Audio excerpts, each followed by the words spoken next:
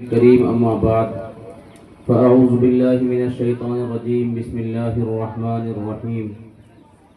قال اللہ تعالی فی القرآن الکریم انما یخشى اللہ من عباده العلماء وهو العزیز الغفور۔ میرے محترم بزرگوں، دوستو، عزیز ساتھیو، بزرگان دین، اسٹیج پر جلوہ افروز علماء کرام، مہمانان اعظام، حضرت ناظم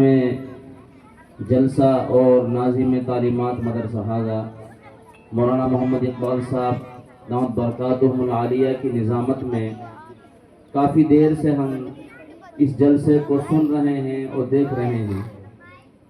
میں یہ سمجھتا ہوں کہ سب کچھ اپنی آنکھوں سے دیکھنے کے بعد اور کانوں سے سننے کے بعد ان طلباء پر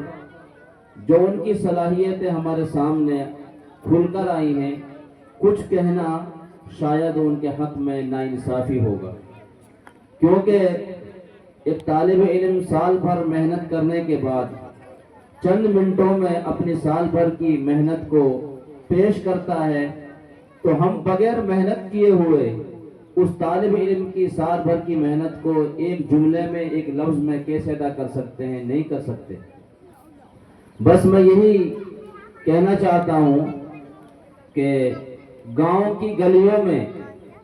اور ہمارے محلوں میں، گھروں میں رہنے والے اور جو کچھ بچے ان مدرسے کے بچوں کے علاوہ یا مسجد کے مکتب کے بچوں کے علاوہ باقی رہ جاتے ہیں،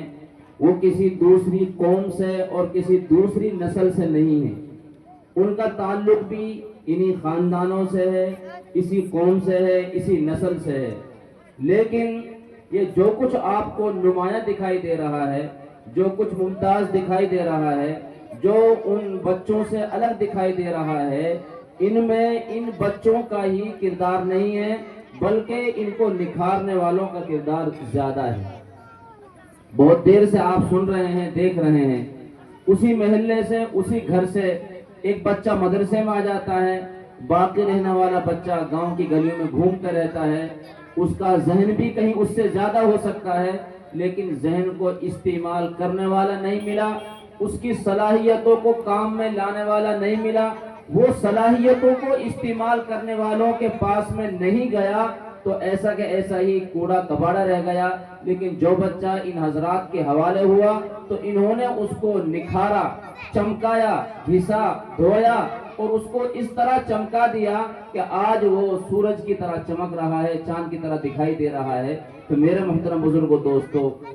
اس کے پیچھے سال بھر کی محنت ہوتی ہے، بلکہ سال ہا سال کی محنت ہوتی ہے۔ ایک حافظ قرآن جس کے سر پر پگڑی سجائی جا رہی ہے، تو وہ ایسے ہی نہیں کہ اس کو لا کر اسٹیج پر کھڑا کر دیا گیا، بلکہ اس کے پیچھے نہ جانے کتنی محنتیں اساتذہ کی لگی ہوئی ہیں اور کتنی ان کے ذمہ داروں کی، ان کے سرپرستوں کی لگی ہوئی ہیں۔ تو قابل مبارکباد ہیں وہ سرپرست حضرات جن کے طلباء اس طرح کے اداروں میں پڑھ رہے ہیں کہ جہاں یقیناً طلباء کو چمکایا جا رہا ہے، اور قابل مبارکباد ہیں وہ ذمہ داران، وہ اساتذہ کرام، وہ نظامہ حضرات کہ جن کی نگرانی میں ایسے بچوں کا حق ادا کیا جا رہا ہے۔ اللہ تعالی ہم سب کی محنتوں کو قبول فرمائیں، اللہ تعالی اس ادارے کو دن دگنی رات چوگنی ترقیات سے نوازے، آمین یا رب العالمین۔